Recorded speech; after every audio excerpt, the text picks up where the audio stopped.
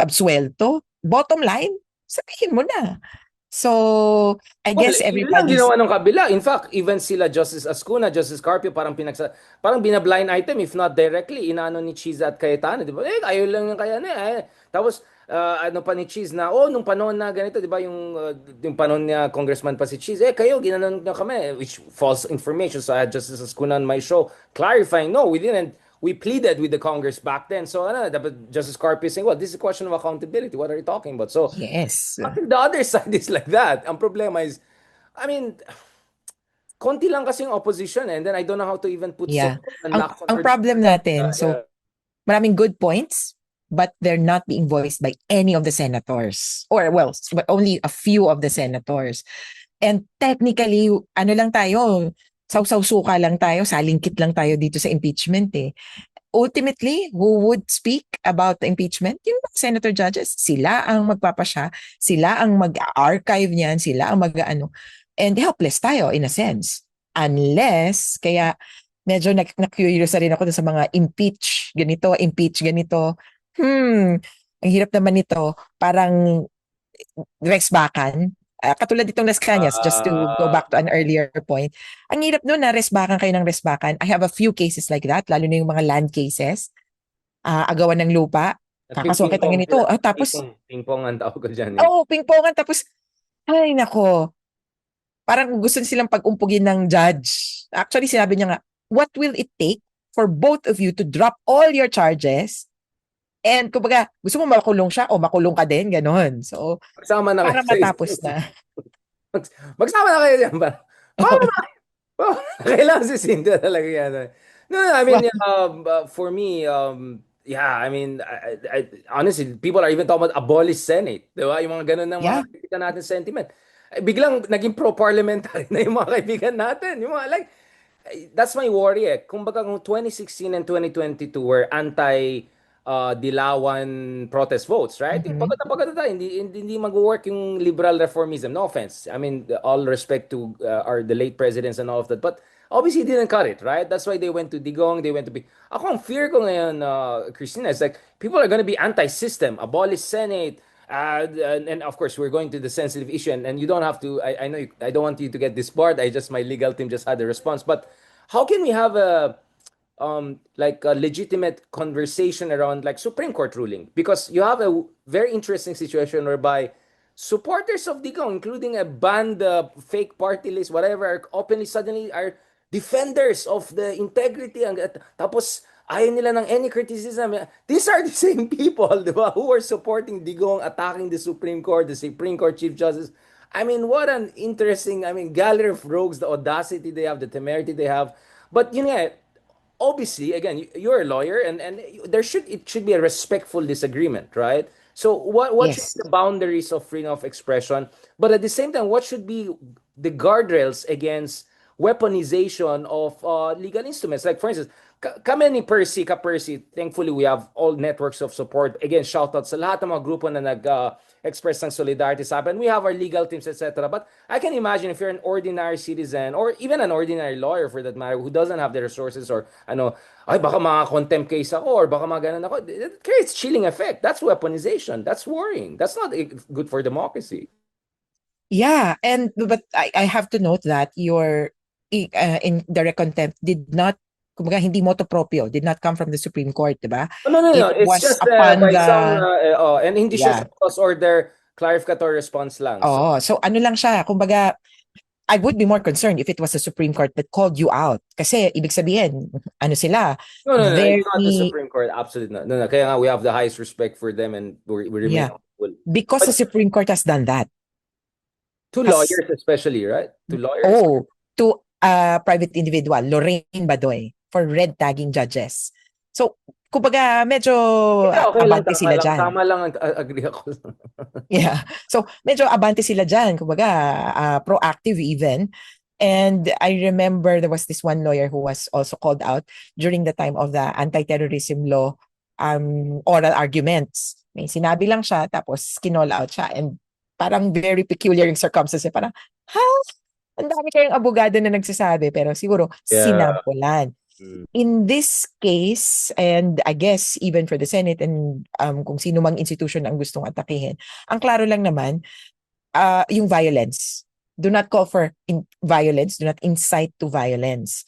And yung nabanggit mo na kanina, it's respectful disagreement. Kumbaga, I beg to We're allowed differ, to, right? but And we're allowed to talk about yes, facts of definitely. appointment or whatever. Like these are, I mean, like last time I checked, we were allowed to do. Oh, kaya I would say yung contempt sa inyo will fall through. Wala yan.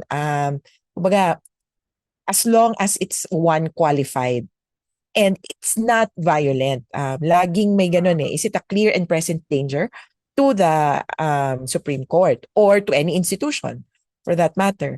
No, Tapos what I was may referring to, attorney, was not the Supreme Court, but people the using Senate. existing. No, no, no. I'm talking about like Ah, yung mga pro-Duterte elements weaponizing contempt ah, petition to silence. So no, ako I have we have hopeful and confidence. I'm talking about yung mga tao na biglang dating pro-Duterte obviously, and then suddenly now they're taking up the cudgels. Parang hello, I think the Supreme Court is more than capable of defending themselves. They don't yeah. need, especially these kinds of people. So, nevertheless, it could create a chilling effect, right? I mean, like in general, Yeah. how can we push back against weaponization of legal instrument by really anti-democratic forces outside the government? Obviously, I'm talking about now. Yeah. Well, one, if there are cases already, kapag naka-file na, syempre, una muna, hypocrisy. Ipokrita yung mga ganyan, no? Ganyang galawan. Pero kung meron ng charges, you face it head on. Ginawa na natin yan dun sa mga, kumbaga, defensive cases or defensive stance. Like in your case, wala eh, nandyan eh. So, kailangan mong kalabanin. But, and this has been showcased by Laila de Lima just yesterday ba? You fight back. So the counter-offensive is very important. And yun na yung pinaka, alam ka naman sapukin mo, di ba? Naging violente ka na rin. Pero yung counter-offensive mo in a legal manner, in a legal platform, is to file charges, counter-charges against them. Unfortunately, in this case, yung tukol dun sa in contempt, may isang araw parang pinaproblematize namin yun. There is no, meron kasing tinatawag na malicious prosecution, which you can use in Laila de Lima's case. Malicious prosecution and machinations. So machinations, incriminatory machinations. It's a crime to do so na mag-file ka ng mga peking kaso, etc. Pero yung contempt, yung indirect contempt, medyo hindi natin alam. Kaya actually in your By the case, way, may counterpunch kami ng legal team namin. Don't worry. okay. And hindi ko naman sinasabi na ChatGPT yung petition laban sa amin. But anyway, we have a counterpunch. Don't worry about Yeah, it. okay. Pero We're yung not gonna punto be on dyan, defensive alone. Yeah, yeah, yung absolutely. punto dyan, I think it would be the institutions, yung mga magde-decide, na in a better position to call them out. I've had one case against me dati, na kasuhan ako ng amparo petition kasi meron daw ako, kasama ako dun sa mga nag-recruit ng missing minors, quote unquote. Right. I remember So that. kinasahan ako ng amparo, nakarating sa Supreme Court. The decision of the Supreme Court thoroughly rebuked the petitioners. At bato, ba't gamit nyo sa amparo? Wrong na wrong. This was the case of Ferdinand ba siya? Topacio. That's why I think he hates me and he doesn't want to be in a show with me or in any. Nag-iisa. Wow, that's a compliment. Takot pala siya sa... I know. And kasi naalala ko tuloy yung sa Bilyonaryo. So I was there a bit earlier. May abogado Supposedly show? kaming dalawa ang magkaharap with Karen Jimeno. Dumating siya, nakita niya ako, umexit na siya. Well, also because I think kasama ko noon si Congressman Jinky Beatrix. So kami yung host, magkaibang segment. Ang lumabas tuloy, kami yung naging magkasama sa segment. So anyway, thoroughly rebuked Take it as a yung compliment. Sabi niya, badge petitioners. of honor when you are irritating the wrong people or something like that. Yeah. Yeah. Anyways, without giving more airtime to certain names and person, hindi ko nga mention yung mga nagkasama, even not worth even yung mga... Anyway, last part, I want to ask, like, so how to keep the fire going? Obviously, on your side, you're doing all the fight on the ICC front, and that's very important. And obviously, next month, everything will be about ICC, about Digong, etc. But as far as the fight at home is concerned in terms of accountability on all, how to keep the fire, how to keep going. Kasi maraming nadismaya sa nangyari sa Senado. Mhm. There are many people who are not necessarily happy with what's happened with the Supreme Court. Although some are hoping that maybe Supreme Court, in light of multiple MRs and certain factual clarifications, may revise. But again, no one is betting on that at this point. Many people are still skeptical. But having said that, how do you think should the progressive groups move forward and keep the fire of fighting for accountability? In as much as you are doing everything right, everything you can do in your power dun sa ICC front naman. Well, this is trite, pero always unite. Always find common denominators, common concerns, and common actions. Kaya ako, I'm very kind of fond of bringing together yung different groups in parang alliances. Yung tama na. I forgot what it means, pero yung tama na is for accountability. So the tama na alliance, narinig ko, Yung they're A, yung calling for accountability, I suppose. yeah, ang daming di ba? So, Alin yung na, sa A, A. alliance. Oo nga, So, alliance and then accountability. Yeah. oo. So they're calling for several meetings. And the alliance one alliance I'm part of, yung Duterte Panagutin Network is also meeting next week. So siguro doon interesting kung paano ito naman din sabi ko nga, minsan, ang nangyayari din, you just interface the activity. So, this group has an activity, this other group has an activity. Maybe we can support each other. Hindi naman sa ika-cancel yung either, pero we just go on. And at the end of it, have one common activity. So, excited ako na in September, maraming opportunities for coming together. Whatever your political kumbaga, history, background, or There with yung DPS currently, 121. 21, 23, yun nga. 21, magkasama na tayo ng mga Tapos DPS. biglang, Ano ba yan?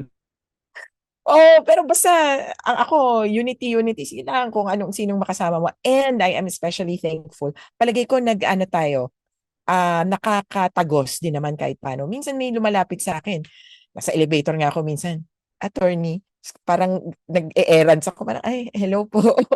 Parang naka-ano pa, naka-jogging pa siya. Hello po. Paano ako magbibigay ng suporta? Na-appreciate ko yung mga ganun. Yung kasama ko sa jeep kanina, ay attorney, kala ko nga magko-consult eh. Parang, sige lang po, kaya niyo yan. Yung ganung pagpapakita ng suporta in, kumbaga, kung anong kaya nyo, sana in the end, Right. mag-turn out na you can also physically show support. Show up when there's an activity, kung may manawagan ng People Power 3, People Power whatever, show up. At yun yung iniintay actually ng marami after the Senate activity, ganyan.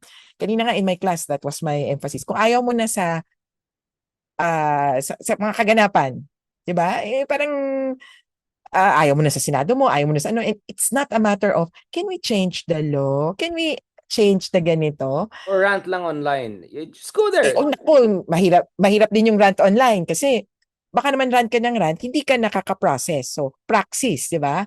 Very CSSP. Practice, theory, and then you put it forward. Dapat may kausap ka. So, mas maganda yung may kausap ka at pareho kayong natututo.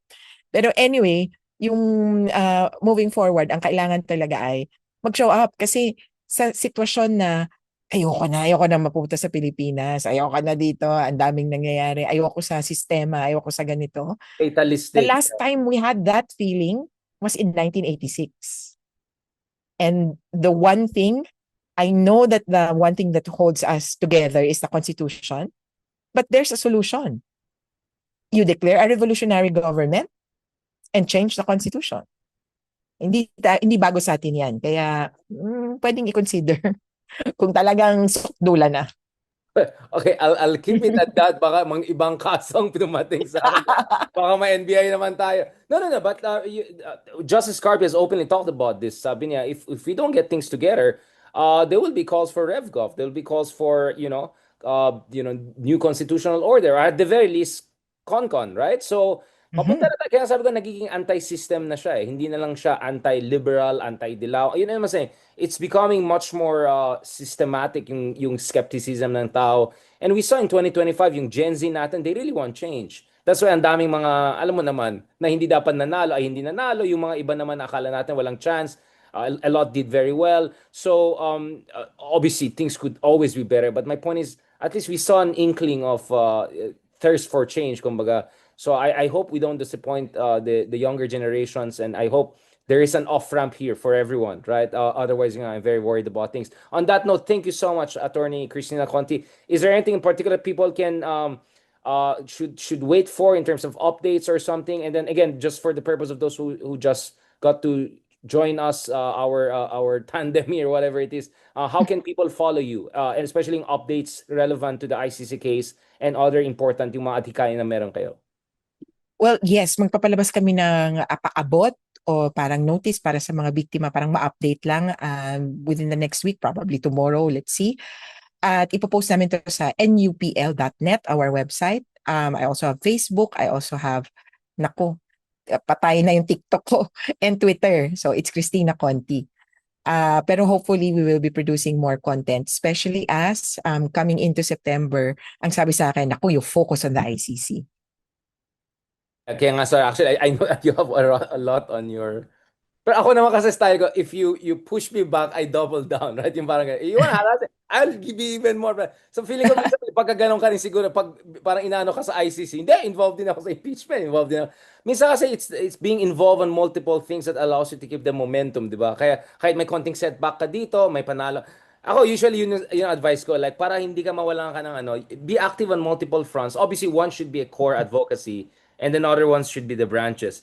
But sometimes if you have setback one, you can have gains here, and minsan you can synchronize them. So I think I don't think I'm being unreasonable when I ask you about yung mga, because accountability cuts across, diba? Hindi lang Yes. yung EJK issues. It's really about corruption, everything else. So on that note, thank you very much, Attorney Christina Conti, for not putting yourself and us in trouble more than you are. And please focus on your ICC issue. And looking forward to catching up with you, God willing, in person naman, and also, of course, with other relevant folks to also cover the big things that are going to come next month, God willing. On that note, thank you very much. Okay. And talk to you soon. Salamat po. See you in the ICC.